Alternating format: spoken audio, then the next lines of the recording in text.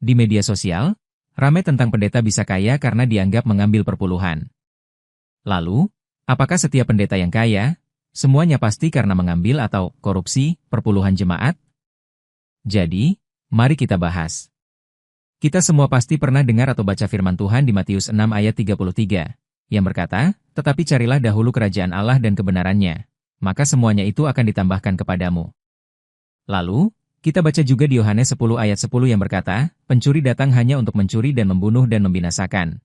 Aku datang, supaya mereka mempunyai hidup, dan mempunyainya dalam segala kelimpahan." Dan, kita mengerti bahwa pendeta adalah pribadi yang paling mencari Tuhan.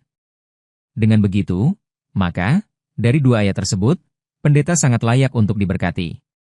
Dan, berkat itu tidak selalu tentang perpuluhan saja loh. Ada persembahan kasih, ada juga orang atau jemaat yang digerakkan secara khusus di hatinya oleh Tuhan, untuk memberkati pendetanya. Mungkin ada pendeta yang lalai, tapi, jangan sampai ketika kita melihat pendeta kaya, lantas kita menganggap pendeta tersebut pasti korupsi perpuluhan.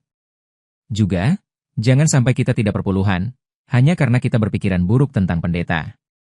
Karena perpuluhan adalah tentang ketaatan kita kepada Tuhan. Kita juga harus ingat, di Mazmur 105 ayat 15, berbunyi, "Jangan mengusik orang-orang yang kuurapi, dan jangan berbuat jahat kepada nabi-nabiku." Maka berhati-hatilah dalam berucap. Jaga hati kita bersih dan benar di hadapannya. Pesan saya, jangan sombong dengan berkata, "Wah, pendeta itu kaya karena perpuluhan kita." Karena, ketika kita berpikir atau mengucap demikian, kita salah di mata Tuhan. Karena, Tuhan bisa menjadikan hamba-Nya kaya tanpa lewat perpuluhan. Dia sumber segalanya.